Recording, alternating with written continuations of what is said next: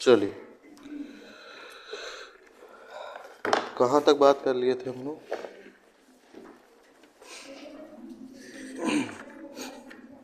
हम लोग क्या बात कर रहे थे? वैगनर का महाद्वीपीय विस्थापन सिद्धांत। वैगनर का महाद्वीपीय विस्थापन सिद्धांत के संबंध में उनकी जो मान्यताएं हैं, सिद्धांत है, उस पर बात किए थे। आज हमको उनके द्वारा दिए गए साक्ष्य और उसका मूल्यांकन करना है कि इनका सिद्धांत कितना हद तक सही है और कितना हद तक सही नहीं है या अवैज्ञानिक है। तो वैगनर ने क्या सिद्धांत दिया था? वैगनर ने कहा, जब वो पूरा जलवायुवेत्ता थे तो महाद्वीपों के पूरा जलवायु का अध्ययन कर रहे थे, तो उनको पता चला कि कार्बोनिफेरस समय में ऐसी स्थिति थी कि सारे महाद्वीप क्या थे, एक जगह पे क्या थे, जुड़े हुए थे, जिसको उन्होंने क्या नाम दिया? पैंजिया नाम दिया था। और उसके चारों ओर क्या था? महासागर था, जिसका क्या नाम था? पैंथालसा था।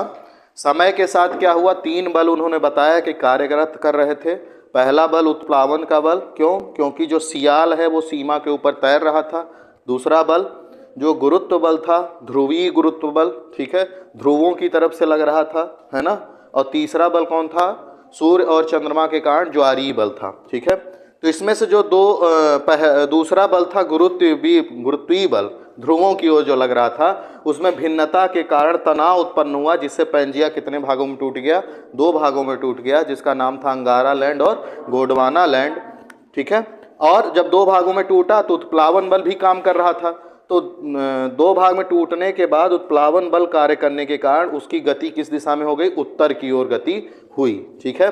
फिर सूर्य और चंद्रमा के ज्वारीय बल लगने के कारण उसमें पश्चिम की ओर खिंचाव हुआ और पश्चिम की ओर महाद्वीपों में विस्थापन हुआ। हम आपको कल बताए थे कि जो उत्तरी अमेरिका दक्षिणी अमेरिका है वो अलग होकर के पश्चिम की ओर गए और क्या बना वहाँ बीच में? अटलांटिक महासागर का निर्माण हुआ। इतनी बातें कल किए थे हम लोग, है ना। फिर हम लोग बात कर रहे थे कि क्या क्या उन्होंने इन सब चीज़ों को प्रूफ करने के लिए साक्ष्य दिया है। उसमें 2-3 तरह के साक्ष्यों पे बात करना है। एक भौतिक साक्ष्य थे, भूआकृतिक एवं स्थलाकृतिक विज्ञान से संबंधित। दूसरा था जलवायु, पूरा जलवायु संबंधित। और तीसरा था एक जीवित जीव लेमिंग है, उसके आधार पर, है ना। तो इन्हीं 3 साक्ष्यों पे बात करेंगे हम लोग, ठीक है। आप लोगों को हम कहे थे कि आप विश्व का मैप बनाने का प्रैक्टिस कीजिएगा। किए थे आप लोग कभी? बनने लगा है? पहले देख के बनाइए आप, या अगर नहीं है मैप आपके पास घर में तो गूगल से देख लीजिए। अगर मैप है, नहीं तो वहाँ डिपार्टमेंट पे है, उसको देख के बनाने का प्रयास कर लीजिए एक बार, और उसको बार बार प्रैक्टिस कीजिए। उसको आगे और बनाना पड़ेगा, है ना। आगे जैसे जैसे हम लोग आगे पढ़ेंगे वैसे वैसे हमको मैप की ज़रूरत पड़ती जाएगी। तो हम प्रयास कर रहे हैं, उसी के साथ आप भी बनाइए, है ना। फिर धीरे धीरे बात करेंगे।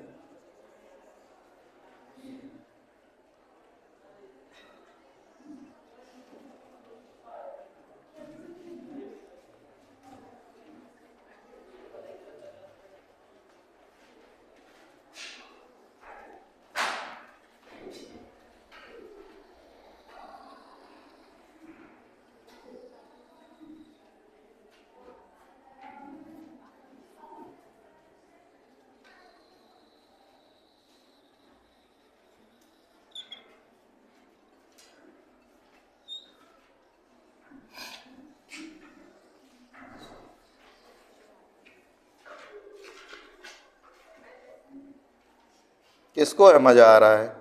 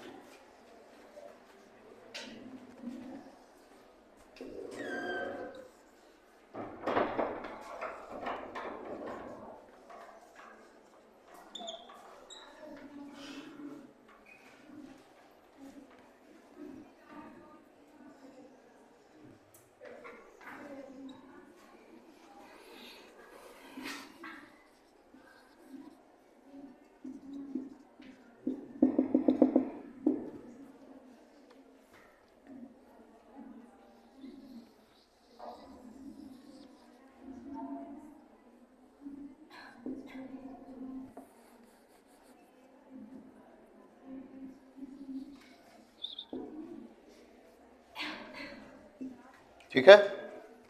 ये हो गया उत्तरी अमेरिका, ये हो गया दक्षिणी अमेरिका। ये आप प्रयास करते रहेंगे तो और अच्छे से बनते रहेगा। यहाँ अफ्रीका है, ये है यूरोप, थोड़ा अच्छा नहीं बना है लेकिन बन जाएगा धीरे धीरे। एशिया, कागज़ में बनाना बोर्ड में बनाना अलग चीज़ें हैं। ये है इंडिया हमारा भारत, और ये है ऑस्ट्रेलिया, ठीक है ना। यहाँ पे कौन सा महासागर है? अटलांटिक महासागर। इधर उत्तरी अटलांटिक है, इधर दक्षिणी अटलांटिक है। यहाँ पे उत्तरी प्रशांत है, दक्षिणी प्रशांत, हिंद महासागर, यहाँ उत्तरी प्रशांत और यहाँ दक्षिणी प्रशांत। ठीक है, इतना आपको लोकेशंस पता होने चाहिए। अब हम लोग प्रमाण पे बात करेंगे। तो हम जो पहला प्रमाण आपको बताए थे, क्या बताए थे? तटीय भू आकृति एवं स्थलाकृति विज्ञान से संबंधित। ठीक है ना, बना लिए? जल्दी से बनाइए उसको।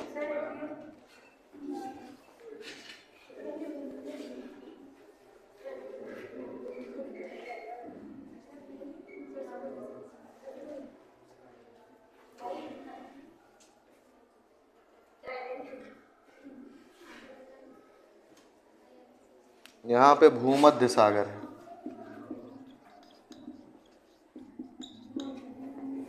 यहाँ पे कैरेबियन की खाड़ी है, कैरेबियन।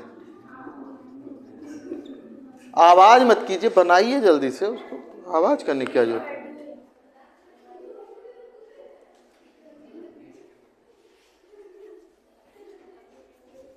बन गया?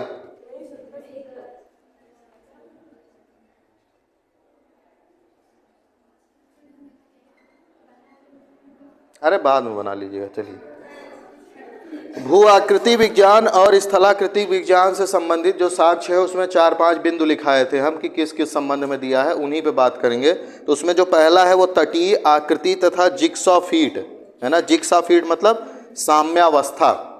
तटीय आकृति से कैसे उन्होंने ये निकाला कि महाद्वीपों में विस्थापन हुआ। तो सुन लीजिए, ये बन जाएगा, कहीं चला नहीं जाएगा। सुन लीजिए, समझना जरूरी है। ये कहीं से भी बना लेंगे, इसमें कहूँ नई चीज़ मैं खोज के नहीं लाया हूँ कि ये मैं ही बना सकता हूँ। तो जो पहला है उन्होंने कहा तटीय आकृति और जिग्सॉ फीट साम्यावस्था से संबंधित है। अगर आप विश्व के मैप पे भी देखेंगे है ना, तो कुछ इसी तरह से मैप है वो। तो हम कल भी आपको बताए थे कि जब आप विश्व का मैप देखते हैं, उसकी तटीय आकृति को देखते हैं है ना, ये कंप्यूटर द्वारा प्रमाणित किया जा चुका है ना। कंप्यूटर में सॉफ्टवेयर के द्वारा जब विश्व के मैप पे इस तरह का कार्य किया गया तो एकदम सटीक वो क्या हुआ, स्थिति मिली। तो उसमें क्या किए, जैसे कल हम आपको बताए थे कि ये है दक्षिण पश्चिम अफ्रीका, ये वाला भाग, ठीक है ना। और यहाँ पे है कैरेबियन सागर, मैक्सिको की खाड़ी। यहाँ पे कैरेबियन सागर, ये है मैक्सिको की खाड़ी, यहाँ कैरेबियन सागर है, ठीक है ना। ये है दक्षिण पश्चिम अफ्रीका है ना, ये है ब्राज़ील वाला क्षेत्र। तो हम आपको बताए थे कि अगर आप इस क्षेत्र को यहाँ सेट करें और ये यहाँ है गिनी की खाड़ी। क्या है? गिनी की खाड़ी। गिनी एक देश है यहाँ पे, उसी के नाम पर है गिनी की खाड़ी। तो जब इसको कंप्यूटर के सॉफ्टवेयर के द्वारा यहाँ पे सेट करने का प्रयास किया गया तो ये एकदम से क्या हो गया, सेट हो गया है, ठीक है ना। साम्यावस्था की स्थिति आ गई, मतलब ऐसा लगा कि जैसे वो वहीं से टूट के अलग हुआ हो और उसको हमने जोड़ने का प्रयास किया तो वो जुड़ गया। इसी को कहते हैं जिग्सॉ फीट, साम्यावस्था, ठीक है ना। साम्यावस्था मतलब जैसे आप एक बिस्किट लीजिए, उसको तोड़ दीजिए है ना, फिर आप उसको एक साथ लाएंगे तो लगभग लगता है कि जुड़ गया है। थोड़ा बहुत जो जैसे जब जोड़े तो थोड़ा बहुत जो द्वीप आदि थे उनके कारण थोड़ा सा साम्यावस्था में दिक्कत हुई। तो वो क्योंकि द्वीप जो है वो अलग अलग, जैसे आप बिस्किट तोड़ते हैं तो उसके कुछ कण टूट के बाहर निकल जाते हैं ना, छोटे छोटे कण। तो वैसी ही स्थिति, मतलब कि जब महाद्वीपों को साथ में लाया गया तो उससे पता चला कि वो सेट हो जा रहे हैं, साम्यावस्था में आ जा रहे हैं। मतलब कि पहले ये यहाँ जुड़ा रहा होगा तब न इससे अलग हुआ है, पहले जुड़े रहे होंगे तब न अलग हो रहे हैं। तो इसी से क्या हुआ कि महाद्वीप क्या हुए, हो सकता है महाद्वीप क्या हो, विस्थापित हुए हों, ऐसा एक उनका ये साक्ष्य था। ठीक है ना, समझ में आई बात। दूसरी बात, यहीं पे भ्रंश कागार है। भ्रंश कागार मतलब क्या होता है कि जब दो चीज़ें टूटती हैं, जब आप किसी चीज़ को तोड़ते हैं तो वहाँ पे एक सीमा रेखा बनती है, खड़ा ढाल बनता है। जैसे अगर ये है ना, अगर आप ऐसे टूट गया ये है ना, तो कुछ ऐसे बनेगा। अगर ये दोनों इधर की ओर गति कर लें तो कुछ ऐसी स्थिति बनेगी, है ना। तो जो ढाल होगा, ढाल देखिए, इसका ढाल इस तरह से है, इसका इस तरह से है ना। तो ये कैसे हो सकता है, जब ये जुड़े हों तभी ना, मतलब उनका ढाल अगर आप सेट करें, अगर आप फिर से इसको जोड़ने का प्रयास करें तो लगभग इस स्थिति में आ सकता है ना। लेकिन अगर वहीं पे ऐसी स्थिति होती कि एक ऐसे होता और एक ऐसे होता, तो क्या इसको आप जोड़ेंगे दोनों को तो एकदम बराबर से जुड़ पाएगा? इसमें नहीं जुड़ सकता है। क्यों? क्योंकि ये अलग अलग हैं, इनके ढाल जो हैं अलग अलग हैं। लेकिन इसमें क्या है, एक ही से टूटे हुए हैं, तो उनके ढाल जो हैं वो एक ही तरह के हैं, जिससे उनको आप जब जोड़ते हैं तो क्या होता है, जुड़ जाते हैं, है ना। तो ये स्थिति यहाँ पे मिलती है। यहाँ के जो ढाल हैं इस तरह के जो, और इधर के जो ढाल हैं उनमें लगभग क्या है, ऐसी ही समरूपता मिलती है कि जब उनको पास मिलाएंगे तो वो क्या होंगे, आराम से क्या होंगे, जुड़ जाएंगे। अगर ऐसी ही स्थिति शुरू से होती कि महाद्वीप पहले से ही ऐसे स्थित होते तो इनके ढाल इस तरह के होते, मतलब उनको आप पास लाते तो उनमें साम्यावस्था नहीं मिलती आपको, इस तरह का ना हो जाते। लेकिन जब एक ही महाद्वीप से टूट के निकले हैं तो कुछ इस तरह का देखने को मिलता है। ठीक है, तो ये तटीय आकृति और जिग्सॉ फीट से संबंधित है। ठीक है ना, तटों की आकृति इस तरह की है कि अगर आप उनको पास लाएं तो वो जुड़े हुए प्रतीत होते हैं। जैसे आप भारत यहाँ से निकला हुआ है, अब भारत को जैसे इस वाले में देखिए, अगर भारत को आप यहाँ से यहाँ सेट करेंगे तो यहाँ पे ये जो जगह खाली है ना, यहाँ पे भारत सेट हो जाएगा। ऐसा कंप्यूटर द्वारा वैज्ञानिकों ने किया है। ठीक है ना, प्रमाणित किया है। फिर अगला है नवीन वलित पर्वतों की उत्पत्ति और उनकी स्थिति। नवीन वलित पर्वत का मतलब है जो नए पर्वत निर्माण हुआ है ना। कुछ पुराने पर्वत होते हैं, कुछ नए पर्वत। पुराने पर्वत मतलब जैसे आपके यहाँ अरावली पर्वत है, अरावली पर्वत बहुत पुराना पर्वत है ना। लेकिन उसकी स्थिति आज क्या है कि वो धीरे धीरे क्षरण हो गया है, धीरे धीरे कटान हो गया है, तो उसकी जो ऊंचाई है वो क्या हो गई है, कम हो गई। लेकिन वो पहले बहुत ऊंचा था, बहुत पुराना पर्वत है। ठीक है, जैसे नवीन वलित पर्वत में कौन आएगा, जैसे हिमालय है ना, आपने नाम सुना होगा रॉकी का, एंडीज का, है ना, आल्पस का, एटलस का, ये सब नए माउंटेन्स हैं। और जो पुराने हैं उनमें जैसे कैलिडोनियन पर्वत, जब हम समय पढ़ा रहे थे आपको भूगर्भिक समय काल, उसमें कैलिडोनियन पर्वत एक जगह बताए थे किस समय में बने थे। कल सब लोग पढ़ के आए हैं उसको, कल हम बोले भी थे कि उसको रिवाइज करके आइएगा। कौन पढ़ के आया है? कोई नहीं पढ़ के आया। तो कैलिडोनियन पर्वत पुराने पर्वत हैं, और जो नए पर्वत हैं नवीन वलित पर्वत हिमालय, रॉकी, एंडीज, है ना। तो इनकी स्थिति कहाँ है, जैसे आपको दिखाते हैं। यहाँ पे कौन सा पर्वत है, ये है रॉकी, ये है एंडीज, ठीक है ना। यहाँ पे है एटलस, यहाँ पे है आल्पस, ये है हिमालय, है ना। तो कुछ जो महत्वपूर्ण जो हैं वो इस स्थिति में स्थित हैं। ठीक है ना। तो इनकी उत्पत्ति से संबंधित क्या प्रमाण मिला, मतलब इनकी उत्पत्ति को कैसे उन्होंने महाद्वीपीय विस्थापन से बताया, ये साक्ष्य है उनका। कैसे बताया, देखिए इन पर्वतों की उत्पत्ति को इन्होंने बताया कि जैसे यहाँ पे इस महाद्वीप की गति किस दिशा की ओर है, पश्चिम की ओर। वेरी गुड, ठीक है। और इसकी भी पश्चिम की ओर है। ठीक है ना। ये पूरा चीज यहाँ जुड़ा हुआ था, जो कौन से बल के कारण, ज्वारीय बल के कारण यहाँ से अलग होके इधर आ गया, और यहाँ जो पैंथालसा का पानी था, जो जल था, यहाँ भर गया तो क्या बन गया, अटलांटिक महासागर बन गया। इनकी गति किधर है, इधर की ओर है। तो इन्होंने क्या कहा, वैगनर ने कहा कि जब ये उत्तरी अमेरिका, दक्षिणी अमेरिका महाद्वीप पश्चिम की ओर गति कर रहे थे, ठीक है ना, तो दबाव के कारण जब इधर की ओर गति कर रहे थे ना, जब ये पूरा महाद्वीप इधर की ओर जा रहा था तो ये जो तट है, ये महाद्वीप का कौन सा तट है? ये उत्तरी अमेरिका का कौन सा तट होगा? ये वाला पश्चिमी तट, ठीक है। और यहीं पे ये जो है प्रशांत महासागर का कौन सा तट होगा? है ये उत्तरी प्रशांत महासागर का ये कौन सा तट है? पूर्वी तट, ठीक है ना।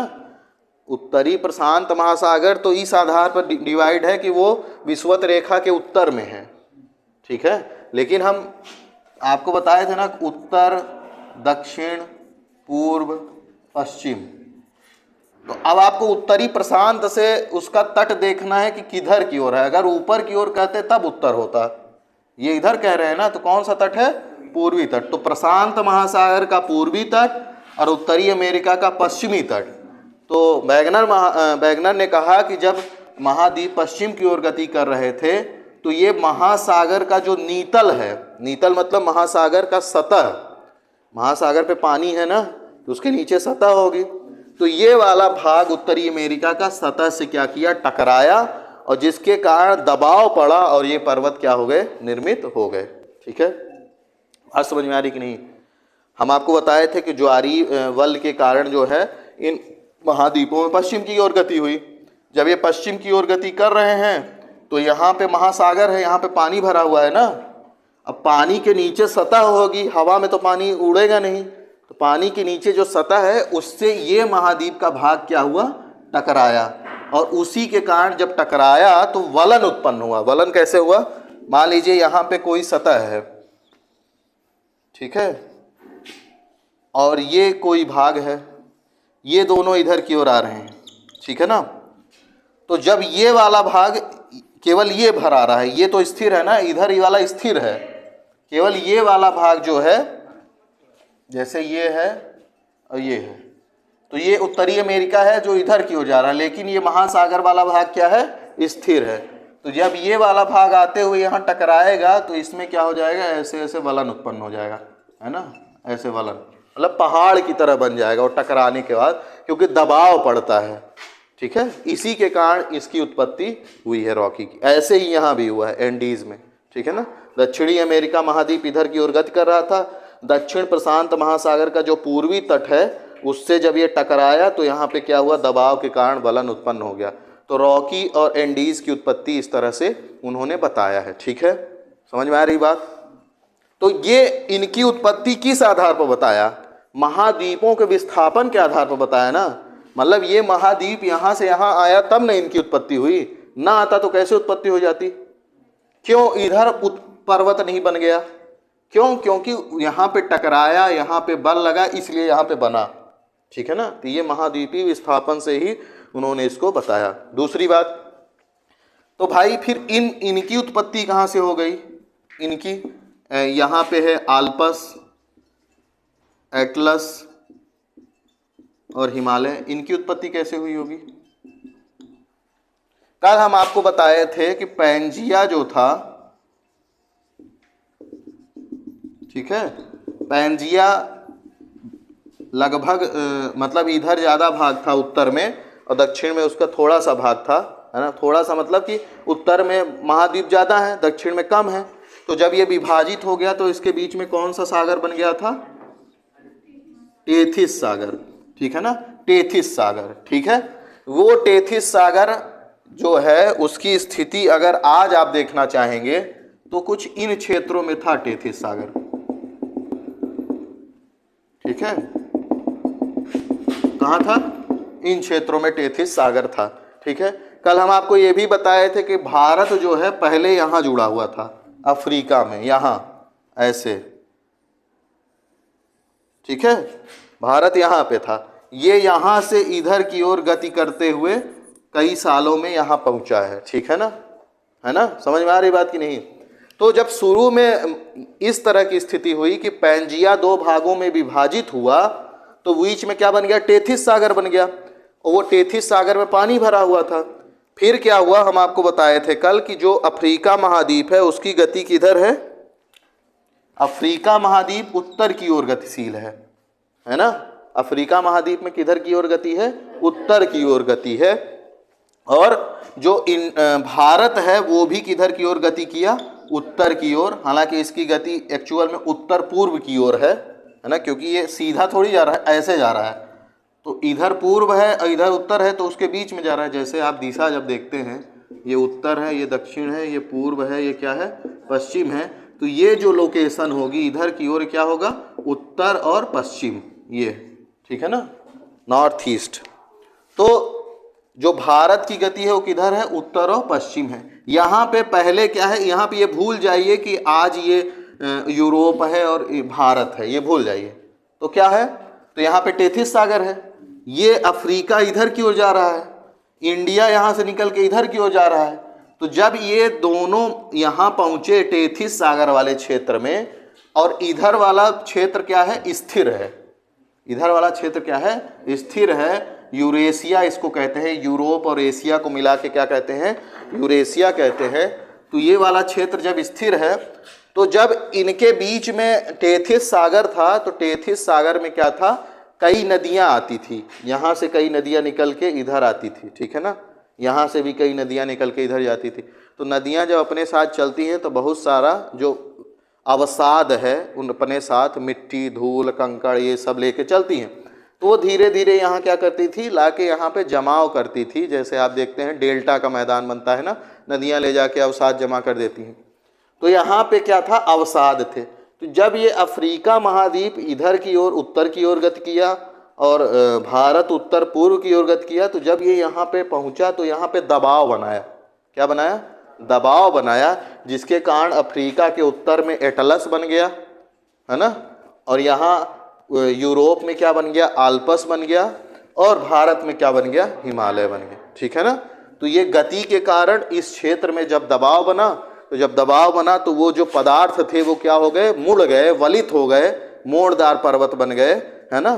तो उसी के कारण इन पर्वतों की उत्पत्ति हुई, ऐसा वैगनर ने कहा है, ठीक है। ये को कह रहे हैं, मैं नहीं कह रहा हूँ, ठीक है ना। ये वो प्रमाण दे रहे हैं कि हाँ ऐसा हुआ। तो इन पर्वतों की उत्पत्ति को कैसे उन्होंने बताया? महाद्वीप के विस्थापन से बताया, ठीक है ना। अभी हम लोग आलोचना करेंगे, देखेंगे क्या क्या बातें हैं। तो इस तरह से क्या हुआ कि उन्होंने पर्वतों की उत्पत्ति के बारे में क्या किया? हमको बताया, ठीक है। इतने में किसी को समस्या है ना? चलिए अगला जो है, इसमें तीसरा जो बिंदु था, प्राचीन पर्वत और प्राचीन पठारों की स्थिति। प्राचीन पर्वत और प्राचीन पठार, और उसके बाद है द्वीपीय संरचना, है ना। जो पहला वाला बिंदु था उसमें 4-5 बिंदु लिखाए थे ना, तो उसमें 2 बिंदुओं पे बात कर लिए हैं, तटीय साम्यावस्था और पर्वतों, नवीन बलि पर्वत। दूसरा जो है द्वीपीय संरचना दिया है, द्वीपीय।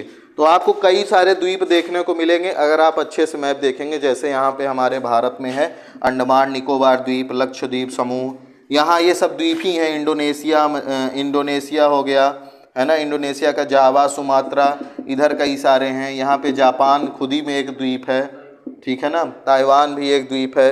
ऑस्ट्रेलिया खुद ही एक द्वीप की ही तरह है, लेकिन वो महाद्वीप है।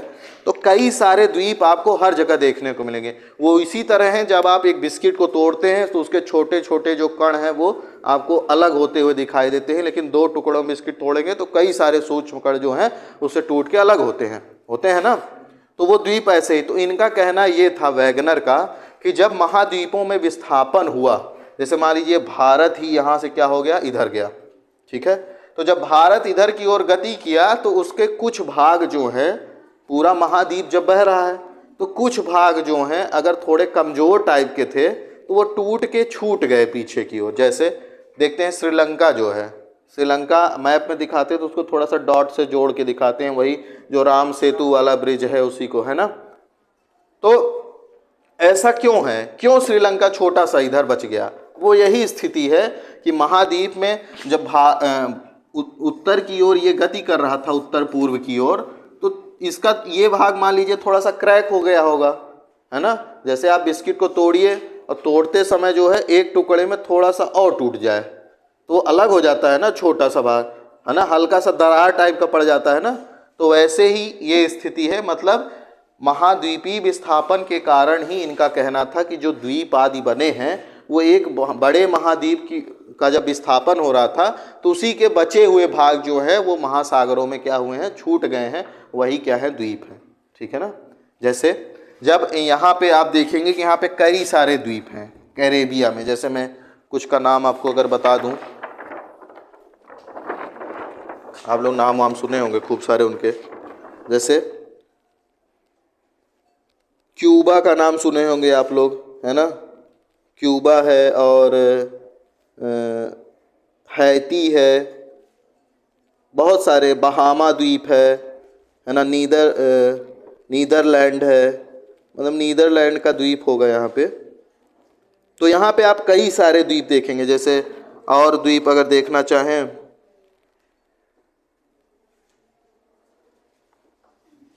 बहुत सारे द्वीप हैं, जैसे आइसलैंड खुद ही में एक द्वीप है यहाँ पे। अब ये ग्रीनलैंड जो यहाँ पे मैंने नहीं दिखाया है, यहाँ पे ये ग्रीनलैंड है इसे, है ना, और यहाँ पे अंटार्कटिका भी है, इसको भूल मत जाइएगा, चल ही नहीं रहा है, नीचे क्या है, अंटार्कटिका है। ठीक है ना।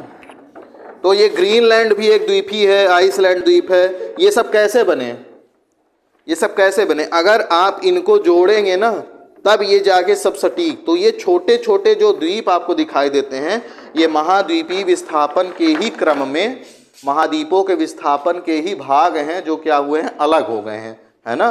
ठीक है ना।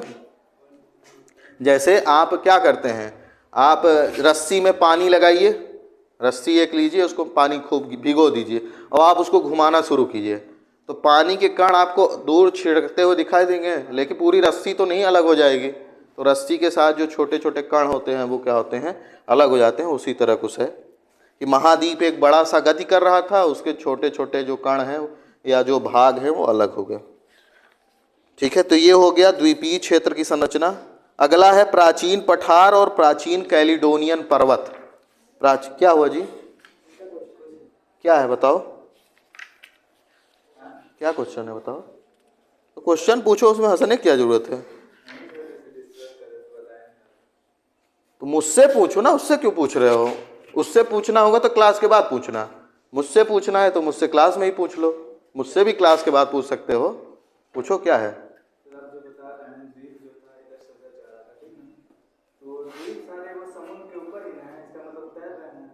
नहीं, तैर नहीं रहे, मतलब आप बता रहे हैं ना, तो समुद्र के ऊपर तभी तो तैर रहे हैं ना। देखिए, महाद्वीप एक जगह से दूसरे जगह पर जा रहा था। जैसे आप उदाहरण के रूप में समझिए कि अफ्रीका से मान लीजिए दक्षिण अमेरिका यहाँ से अलग होकर इधर जा रहा है, पूरा महाद्वीप अलग होकर जा रहा है। ठीक है। तो जब महाद्वीप अलग होकर जा रहा है तो उसके जो भाग हैं वो क्या हैं, थोड़े थोड़े अलग हो। जैसे टूटती कोई चीज़ तो कुछ चीज़ें नहीं अलग हो जाती हैं, वैसे ही अलग हुए। अगर आप वैगनर के सिद्धांत के रूप में देखेंगे तो वैगनर ने तो खुद ही माना है कि पूरे महाद्वीप तैर रहे हैं। तो महाद्वीप तैर रहे हैं तो वैगनर के अनुसार द्वीप भी तैर ही रहे होंगे महासागर पे, है ना।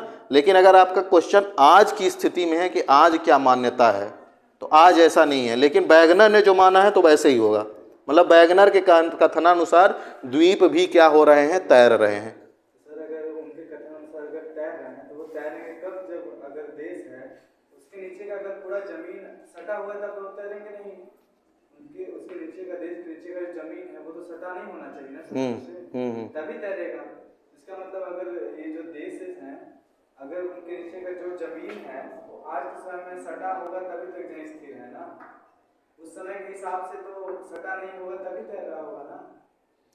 हाँ, सटा नहीं होगा या सटा भी होगा तब भी तैरेगा। सटा होगा तो कैसे तैरेगा, क्योंकि पूरा महाद्वीप ही तैर रहा है ना। सर अगर तैर रहा है तो फिर सटा होगा तो कैसे तैरेगा।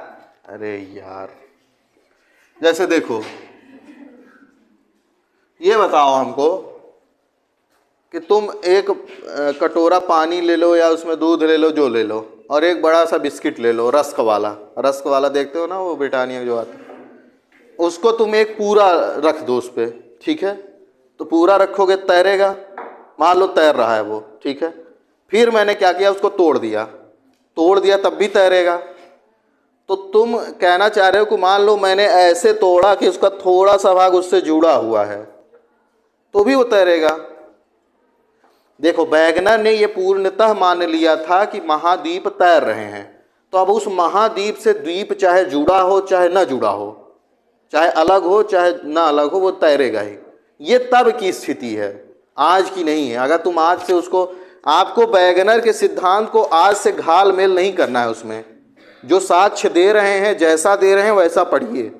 उसमें अगर आज के हिसाब से दिमाग लगाएंगे तो वो गलत हो जाएगा।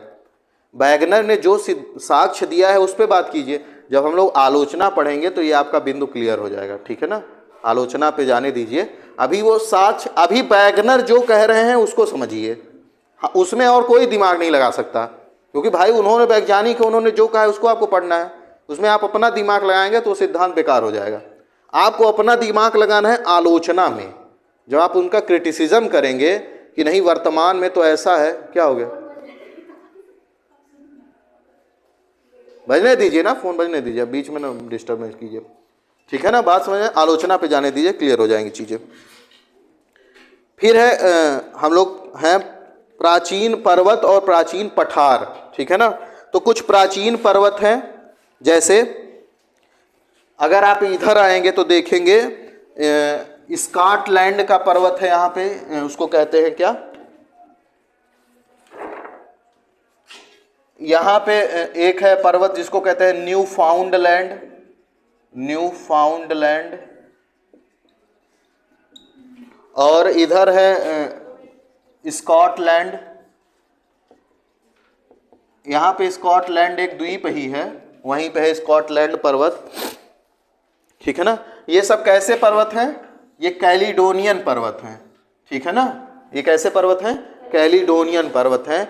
तो जब वैगनर ने देखा कि हम कुछ पर्वत जो पुराने समय के बने हुए हैं, है ना, इसका इन्होंने उत्पत्ति नहीं बताया है कि ये कैसे बने हैं, उन्होंने इससे ये सिद्ध किया है कि महाद्वीप अलग हुए होंगे। तो कैसे सिद्ध किया, उन्होंने कहा कि जब हम इनको साम्यावस्था में लाते हैं, जब इनको मिलाने का प्रयास करते हैं, तो हमको यहाँ पे जो पर्वत है और यहाँ पे जो पर्वत है, इनकी जो संरचना है, पर्वत की संरचना जो है और जो वहाँ पे पाई जाने वाली चट्टानें आदि हैं, है ना, और उनके जो बनने का समय है वो एक ही समय मिलता है, मतलब एक समरूपता मिलती है। तो ऐसा प्रतीत होता है कि जब पर्वत का निर्माण हुआ रहा होगा तब ये पूरे कैसे रहेंगे, मान लीजिए ये पूरा पर्वत रहा ऐसे, ये जब जुड़ा हुआ था, जब ये अलग हुआ तो इसका आधा भाग इधर चला गया, आधा भाग इधर चला गया, है ना। मतलब अगर उसको जोड़ते हैं तो पता चलता है कि ये एक ही पर्वत रहा होगा, ठीक है ना।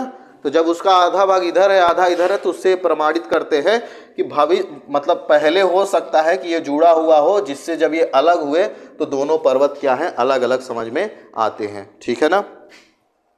ऐसा ही यहाँ पे आप एक पर्वत का इन्होंने उदाहरण दिया है ब्राजीलाइट्स, जिसका नाम है ब्राजीलाइट्स,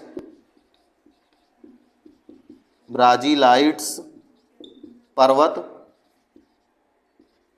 और एक यहाँ पे इन्होंने दिया है नामीबियन पर्वत, नामीबिया एक देश है, यहाँ पे ब्राज़ील एक देश है उसी के नाम पर है, और यहाँ पे नामीबिया है एक देश, नामीबिया, वहीं पे नामीबियन पर्वत है। तो इनकी भी समरूपता है, मतलब जैसे आप यहाँ पे अभी बताए हैं ना, वैसे ही यहाँ पे भी है कि ये दोनों पर्वत जब आप इस दोनों क्षेत्र को जोड़ते हैं तो ऐसा प्रतीत होता है कि ये दोनों जुड़े रहे, मतलब एक ही पर्वत है, जब विस्थापन हुआ तो अलग अलग हो गए, ठीक है। ये पर्वत है पुराने पर्वत। ऐसे ही पठार है कुछ पुराने पठार हम आपको बताए थे, है ना, कनाडियन शील्ड बताए थे, स्कैंडिनेवियन शील्ड बताए थे, है ना, चीन का शील्ड या रूस की तरफ एक शील्ड बताए थे। तो ये जो शील्ड है ये पुराने पठार हैं, जैसे यहाँ पे कनाडियन शील्ड है, यहाँ स्कैंडिनेवियन शील्ड है, ठीक है। यहाँ पे प्रायद्वीपीय पठार है ना, प्रायद्वीपीय पठार है भारत का जो, वो भी पुराना ही पर्वत है, ठीक है ना। तो इन सब पर्वतों की जो क्या है संरचना है ना, जैसे शील्ड जो कनाडियन शील्ड और ये जो स्कैंडिनेवियन शील्ड है, इनके जब पठारों की संरचना पे बात होती है, जैसे अभी पर्वतों पे बात की है ना, जब उनकी संरचना देखते हैं कि वहाँ कौन से पठार हैं, मतलब वहाँ कौन सी पठार में कौन सी क्वालिटी है, कौन से खनिज पाए जा रहे हैं, है ना, कितनी ऊंचाई है, किस तरह की मिट्टी है, तो जब आप पुराने पठारों की इन क्वालिटीज़ पे बात करते हैं तो आपको पता चलता है कि भले वो आज दूसरे जगह पर स्थित हैं, लेकिन उनकी विशेषताएं क्या हैं, समान हैं, एक ही तरह की हैं। तो ऐसा तो हो नहीं सकता कि दो अक्षांशों पे वही विशेषताएं मिल जाएं। कहने का मतलब है कि मान लीजिए कोई एक विशेष तरह का समोसा बनाता है औरी में, है ना, अब वही विशेष तरह का समोसा मिल रहा है आपको कहाँ, डिबुलगंज में, है ना, मिल रहा है। तो अब उसके अलावा कोई नहीं बना रहा है, वो क्वालिटी वही दे सकता है जो औरी बना रहा है। तो आपको कैसे पता चलेगा वहाँ मिल रहा है, मतलब कोई ले जाके वहाँ बेच रहा है ना, मतलब एक ही जगह पर बन रहा है लेकिन वो जा रहा है कई जगह पर बिक रहा है, ऐसा है। मतलब ये पठार जो है एक ही साथ जुड़े हुए थे, लेकिन जब महाद्वीपों में विस्थापन हुआ तो एक जगह से दूसरे जगह पहुंच गए, है ना, टूट के, वो इस तरह से। ठीक है, तो यहाँ पर्वत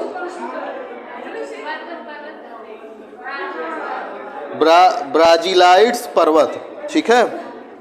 तो इस तरह से हमने भू आकृति एवं स्थलाकृति विज्ञान से संबंधित साक्ष्य पे बात किया। अगला हम लोग कल जलवायु से संबंधित बात करेंगे और आलोचना पे बात करेंगे, ठीक है। नोट्स